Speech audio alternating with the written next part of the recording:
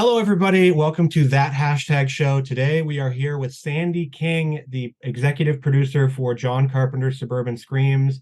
She's also the co-founder of Storm King Productions and the division of that with Storm King Comics. And she's here to talk about the series, John Carpenter's Suburban Screams. So just to start off with, uh, there's a big movement these days with true crime and sort of horror, especially on Peacock, with Forensic Files, Unsolved Mysteries, Dateline. What sets this show apart from those other sort of true crime, horror, unscripted series? I think our focus, it's two things. One is the structure, which is combining scripted and unscripted. The other is the focus, which is we focus on the survivors and those left behind after horrific events. So, we all, and again, I draw the parallels to Dahmer. Everybody knows about Jeffrey Dahmer. How many people know about the Niecy Nash character, the woman who lived underneath? Mm-hmm. It's one thing to know the murders, the this and that. What happens to those left behind? What happens to those affected by the crime? They're never the same afterward. Mm-hmm. If you see a car wreck, it stays with you forever. So I think that our focus, being on these victims, being on the people that lived through the serial killer story that we have, where an entire town is held hostage by this guy, much like what the things that just happened in Pennsylvania, where a whole town's on lockdown for 2 weeks. They have to always live in fear somewhat of a place they thought was safe growing up. I think that in our stories, the one that John directed, the woman has a stalker through her phone, through the electronics in her house. And to this day, 6 years later after it began, she's still being stalked and they still can't solve it. She has a tremor. She has a palsy that started when she was being stalked. The Bunny Man story is one that's gone on for over 100 years because of a couple of true incidents. So what happens when reality becomes legend?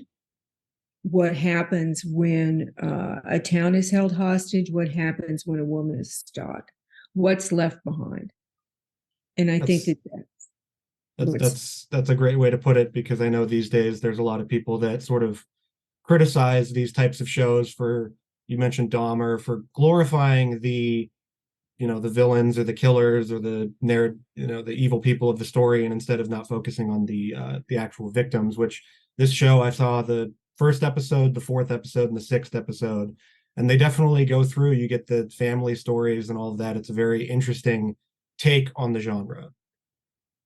Yeah, I hope so. So you mentioned John Carpenter. He directed an episode of this show. He directed the sixth episode you said about the phone stalker. I thought that was an interesting choice for his body of work.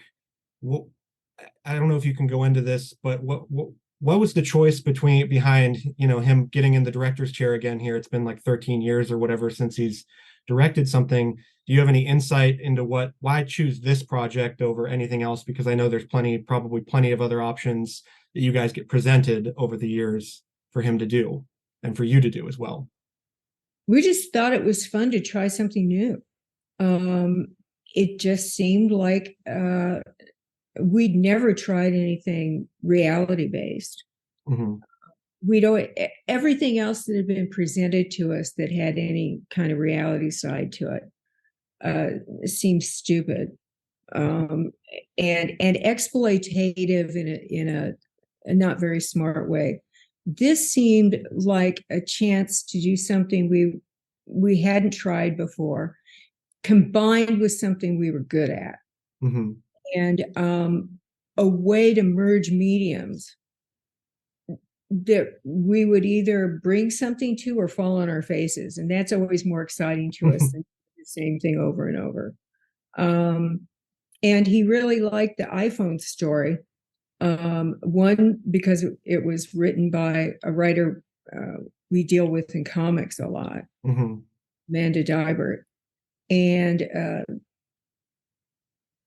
it felt like we could make it into, and John could make it into a good suspense story.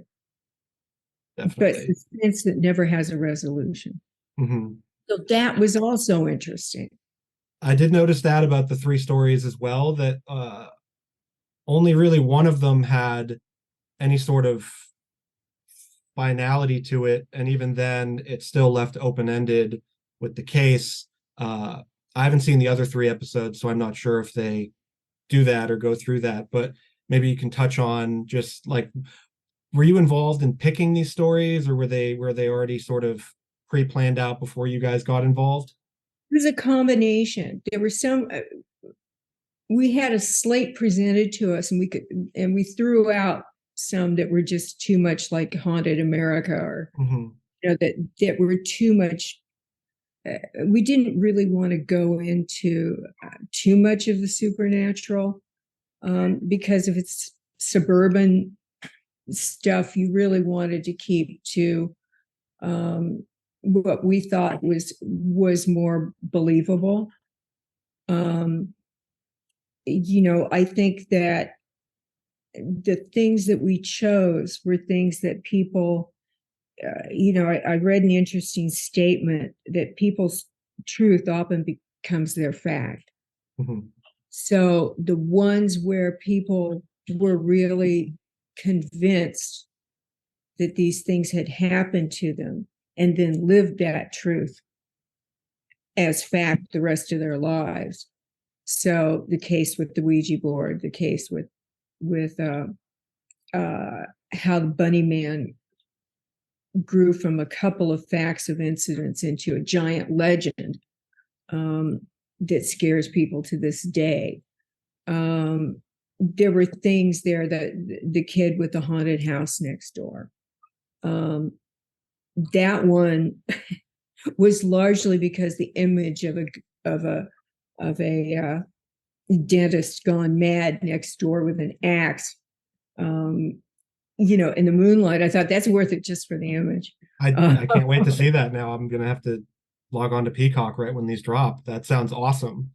So there are just some things that were worth it just for certain true images where you just go, wow.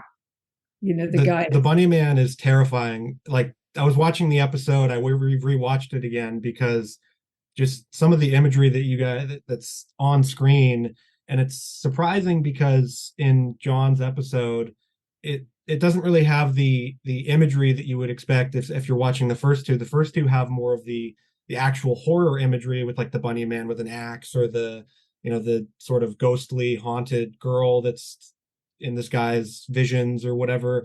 And then his episode is really the most reality based one, and it shows off the frightening ability of technology, which blew my mind when I was watching it. And I was going through, and I didn't want to spoil myself and say, well, which one was the one that John directed, because he's my favorite director. He's a lot of people's favorite directors, and it surprised me that was the one that he directed, and it wasn't some of the other more cinematic themed ones that you would get out of your traditional horror movie or whatever.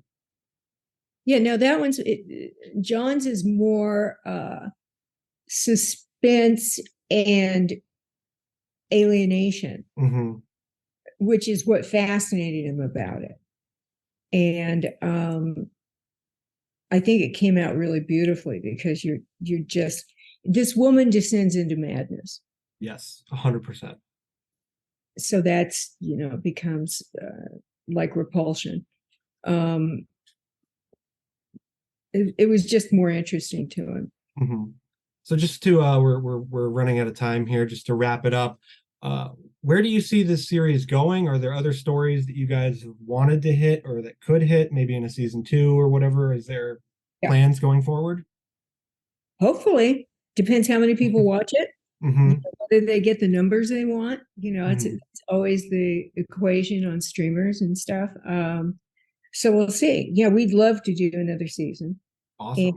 um, hit some hard hitting stuff and stories that have uh, people have come up and told us before, where you sit there in the middle of the night on a location and some sheriff's telling you about the guy that shot his son out in the New Mexican desert because he was a demon, and you just go, Mhm.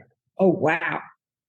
Kind of going, There's "Can we?" urban legends everywhere, and you can hit plenty of them. So make Yeah. sure to watch John Carpenter's Suburban Screams on October 13th on Peacock. You can binge the whole thing. There's 6 episodes.